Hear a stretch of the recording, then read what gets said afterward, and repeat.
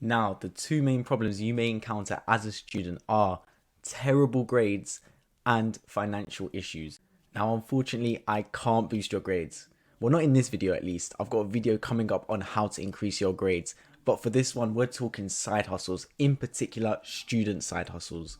Now, these 4 side hustles that I'm going to present to you can be done from your own house and even from the comfort of your own bed. So if you're a student and you love the sound of these student hacks videos, make sure to subscribe down below. I've got a whole host of videos lined up coming straight to your feed. Just before we get into these 4 side hustles, let's talk about the 4 metrics I'm going to be measuring them against. Number 1 is low maintenance. How much effort do you need to put into this side hustle? The more effort, the worse it is for a student. The least effort would be absolutely ideal. Factor number 2 is flexible hours. As a student, you're studying full time, you want to go on motives, you want to have a good time, you do not want to be dedicating the same hours every week to the same project. Flexible hours is ideal. The third factor is growth potential. Can this side hustle actually turn into a business that you can own upon graduating? That will be absolutely ideal for students. And the fourth metric is the income generated, because at the end of the day, this is the aim of this video. How much money can you make from these side hustles? So kicking it off, we have side hustle number 1, online tutoring. Now this is where you can tutor people on a chosen subject from the comfort of your own home for a good 2 to 3 hours a week, but it can be scaled up. A major advantages of online tutoring is that it's super easy to sign up. You literally just fill in some details and maybe even attend one interview that's only around 10 to 15 minutes. You can choose your own hours, choose the hours you want to tutor, and finally it's a consistent income. You're guaranteed income for the hours you tutor. You don't have to worry about one week getting less than another week. Unfortunately, there are some drawbacks, as is with every side hustle though, to be honest. The main thing is that you will be tutoring the same person or group of people at the same time every week, whether that is Monday 5 p.m, Wednesday 6 p.m, for example. So you will have to block that out from your timetable. And the second thing is you will be tutoring for a company unless you decide to freelance, meaning that you will be limited to their pay grades and your income won't reach the top levels as it would with other side hustles. Some sites I recommend for tutoring are mytutor.com, myprof.com, and Crimson. I've noticed are good ones for students.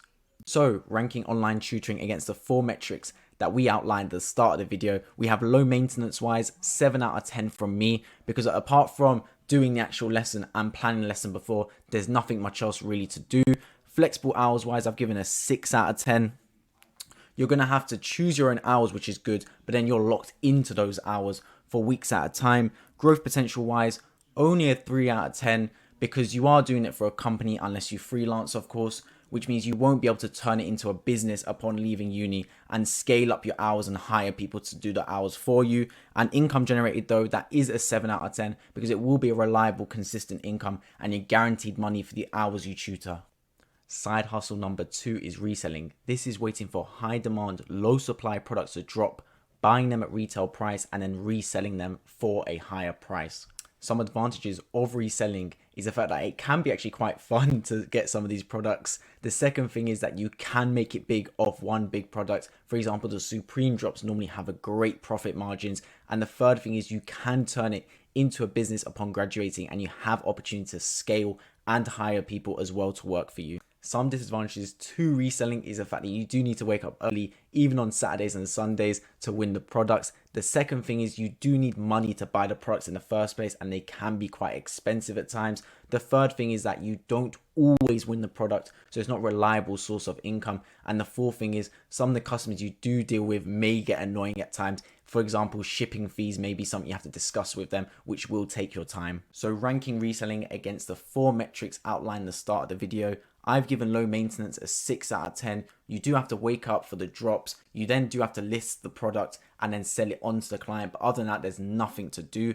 Flexible hours wise, 8 out of 10. Apart from waking up for drops, after that, you can decide when you want to list the product, if you want to list the product, etc. Growth potential wise, 9 out of 10. There's proven cases where people have turned reselling into a profitable business for them full time. Income generated 7 out of 10, because although that does happen to some people that make it into a business, there's also others that can't really live off it. So there's swings and roundabouts. The third hustle is social media. This can be YouTube, TikTok, Instagram, and you can do it as a brand or a personal account. Doing a brand means it is easier to grow. However, a personal account has more lucrative opportunity due to the brand affiliations and sponsorships.